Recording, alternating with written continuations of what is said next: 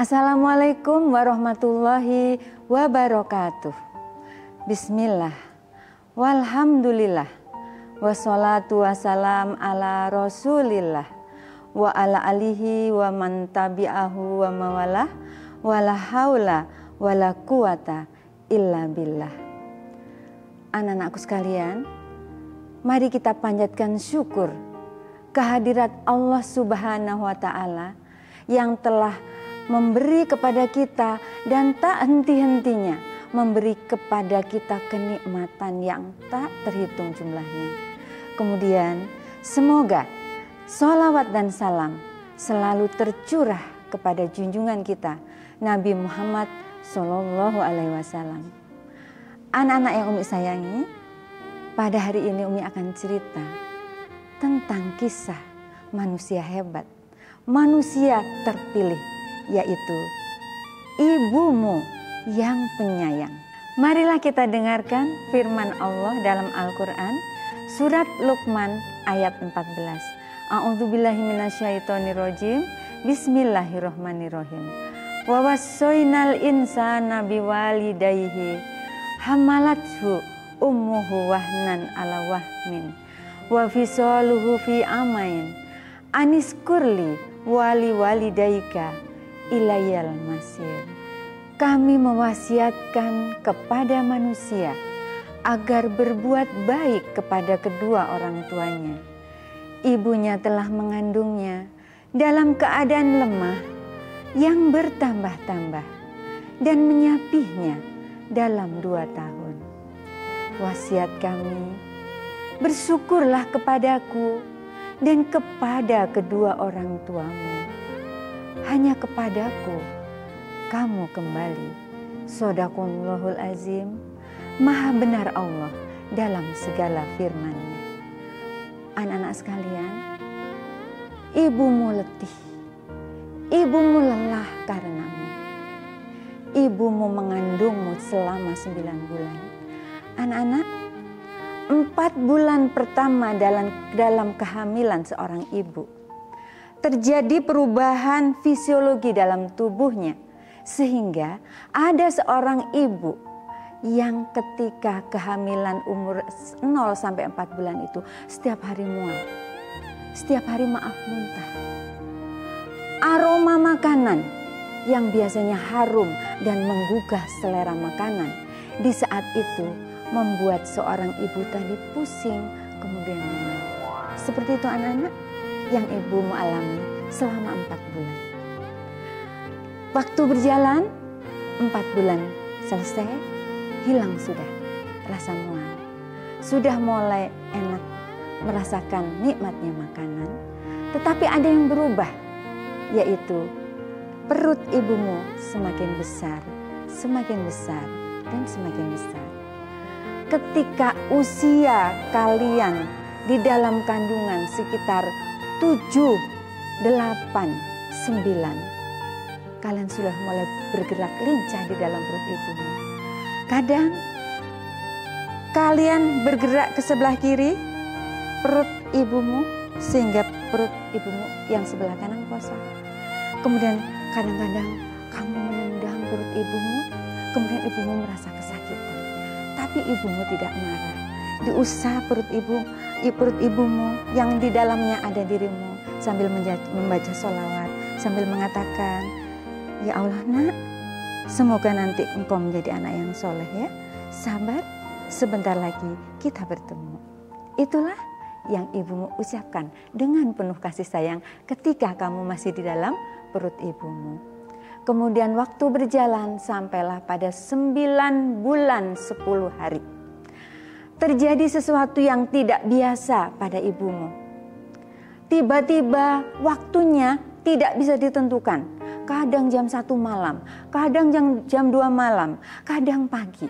Tiba-tiba rasa perpaduan sakit, nyeri dan mulas jadi satu. Rasa sakit itu datang, kemudian hilang. Datang lagi, menghilang lagi. Datang lagi, menghilang lagi.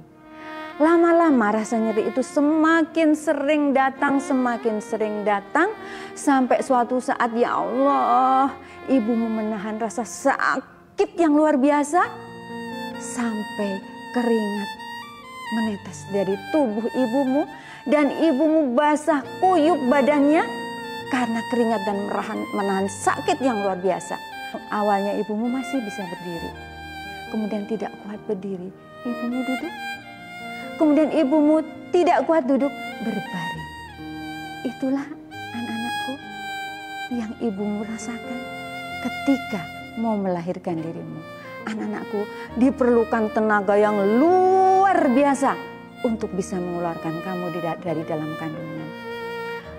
Umi, seingat Umi, anak Umi yang terakhir, itu proses melahirkannya tidak seperti kakaknya. Jadi ada hambatan. Ketika itu tenaga Umi sudah habis. Umi bilang ke dokter, saya sudah nggak kuat, Dok. Dokter akhirnya membicarakan, Ibu, akan kita ambil langkah berikutnya. Putri Ibu akan divakum. Kalau memang divakum tidak berhasil, jadi kita akan operasi ya Ibu, semuanya sudah siap. Anak-anakku sekalian, di kala kritis itu, di kala sedih itu, di kala lelah itu, apa yang diucapkan oleh seorang ibu? Umi mengucapkan, Dok, kalau dalam persalinan ini harus memilih saya atau bayi yang ada di dalam kandungan saya pesan, Dok, saya amanah, selamatkan anak saya yang di dalam kandungan ini. Saya ikhlas, Dok, saya ikhlas kembali kepada Allah. Itulah yang diucapkan oleh seorang ibu yang membela anaknya. Rasanya anak-anak sekalian, semua ibu yang ada di dunia itu akan seperti Umi. Karena seorang ibu akan memberikan apapun yang terbaik untuk anaknya. Sampai sesuatu yang paling bernilai dalam hidupnya, yaitu nyawa. Dia rela mengorbankan nyawanya untuk buah hatinya yang tercinta. Anak-anakku, selesai sudah proses melahirkan. Alhamdulillahirobbilalamin, melahirkan dengan selamat. Apakah selesai tugas ibumu, anak-anakku? Tidak. Demam yang dia rasa, sakit yang dia rasa, tambah satu lagi, ibumu harus mengurus dirimu yang baru lahir. Tapi anak-anak, capek, sakit, demam yang ibumu rasakan, terhibur dengan lihat wajahmu yang lucu. Anak-anakku, tahukah kalian? Tangisanmu ketika bayi itu menyayat hati ibumu. Seorang ibu tidak akan tega melihat anaknya menangis. Umi ingat waktu itu, seharian anak Umi rewel. Umi gendong, Umi ayun. Kemudian karena Umi lelah, Umi tertidur sebentar. Baru tertidur, anak Umi nangis yang bayi itu. Apa yang Umi lakukan? Umi bangun, meskipun pusing. Umi gendong anak Umi. Seperti itu anak-anakku. Ibu tidak bisa. Ibu tersayat hatinya ketika melihat anaknya menangis. Seperti itu anak-anakku. Kalau kamu sakit, ibumu tidak tidur anak-anakku. Menjagamu.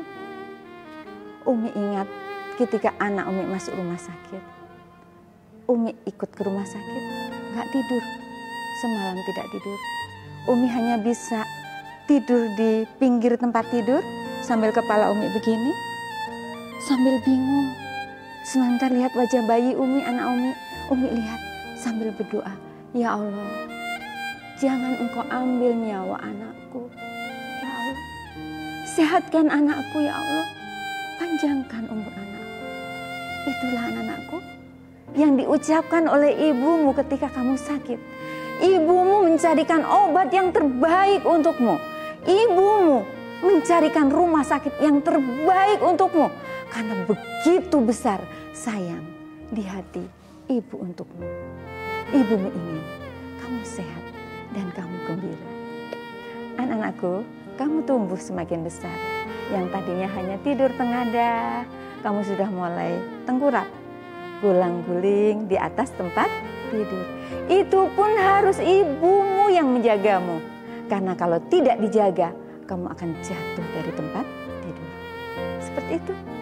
Kemudian kamu berkembang semakin pintar. Akhirnya kamu belajar merangkak. Nah, kalau sudah mulai merangkak biasanya tidak cukup tempat tidur karena terlalu sempit. Sehingga kamu dipindahkan, diturunkan ke lantai. Ya, itu pun ibumu harus menjaga. Kenapa? Kalau ibumu tidak menjaga, apapun yang ada di lantai kamu masukkan ke mulut. Ada peniti, kamu masukkan mulut. Ada nasi kering, kamu masukkan ke mulut. Ada kotoran, kamu masukkan ke mulut. Ibumu menjagamu supaya tidak ada apa-apa, tidak ada yang membahayakan masuk ke dalam tubuhmu. Seperti itu anak-anakku, kamu semakin besar, semakin berkembang, semakin pintar. Tibalah waktunya belajar berjalan. Itu pun juga ibumu harus mengawasimu. Karena anak-anak, satu tetes air yang ada di lantai itu bisa membuatmu jatuh ke belakang.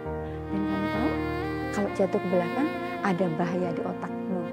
Ibumu yang menjagamu, jangan sampai jatuh ke belakang, jangan sampai terjadi apa-apa pada dirimu.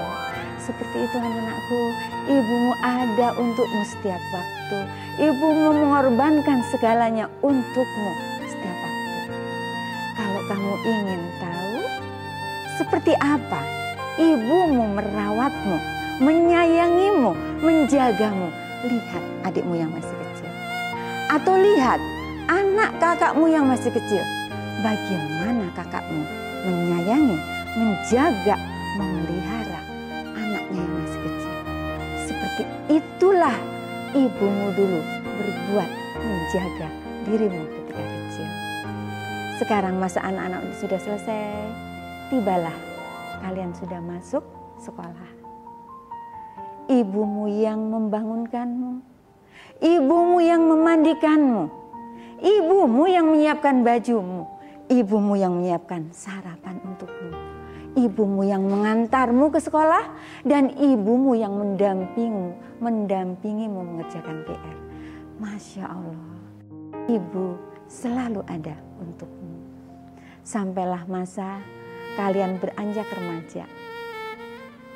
Ibumu tidak terlalu lelah mengurusmu karena kamu sudah bisa menyiapkan untuk keperluan dirimu sendiri.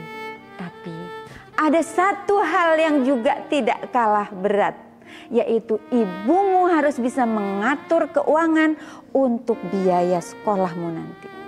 Uang yang ada, ibumu simpan untuk biaya sekolahmu, untuk biaya kuliahmu, karena ibumu berharap dirimu harus lebih baik segala-galanya dibanding ibumu. Dalam agama, dalam ekonomi, anaknya ingin lebih baik dari ibunya. Seperti itu anak-anakku. Kemudian kamu semakin dewasa dan kamu kerja.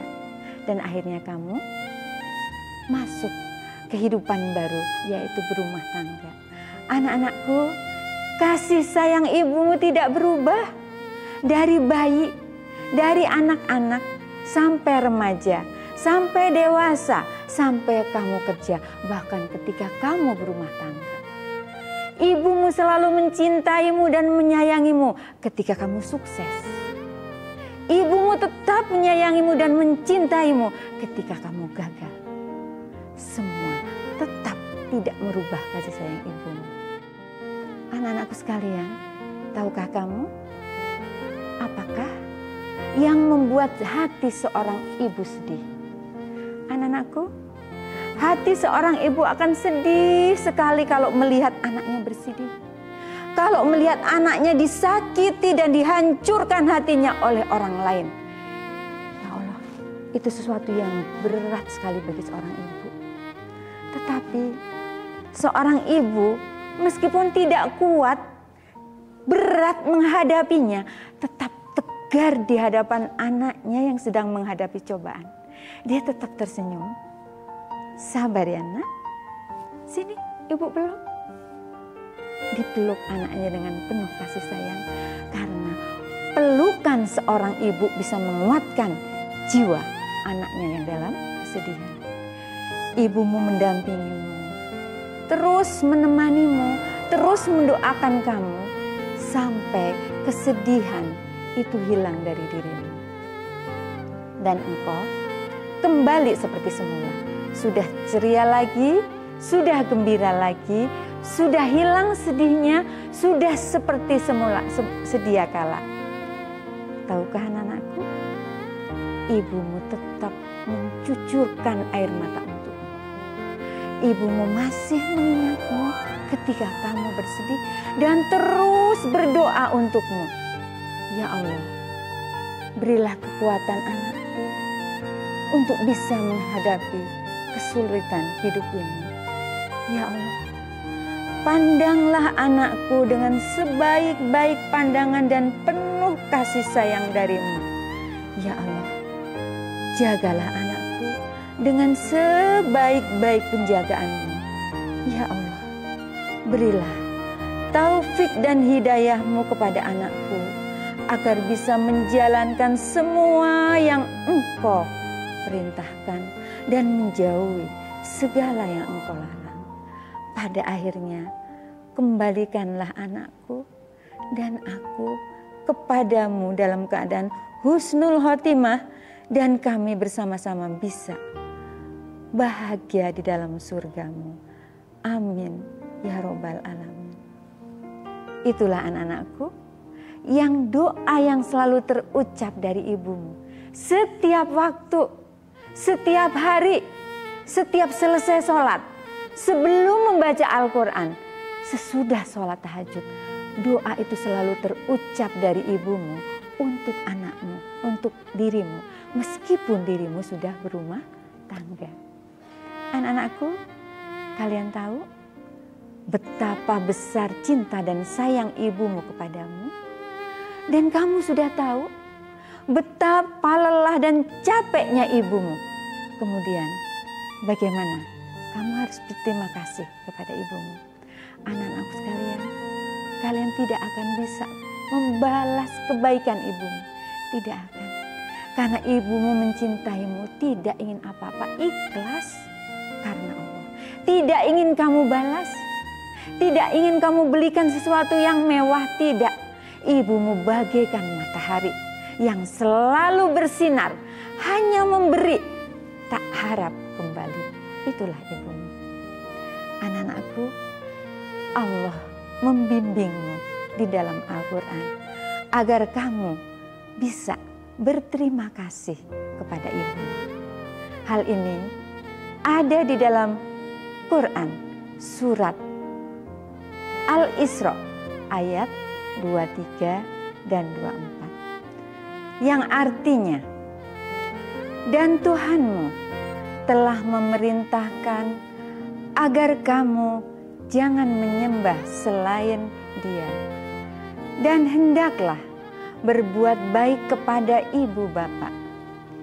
Jika salah seorang di antara keduanya atau kedua-duanya sampai berusia lanjut dalam pemeliharaanmu, maka sekali-kali janganlah engkau mengatakan kepada keduanya perkataan "ah", dan janganlah engkau membentak keduanya, serta ucapkanlah kepada keduanya perkataan yang baik.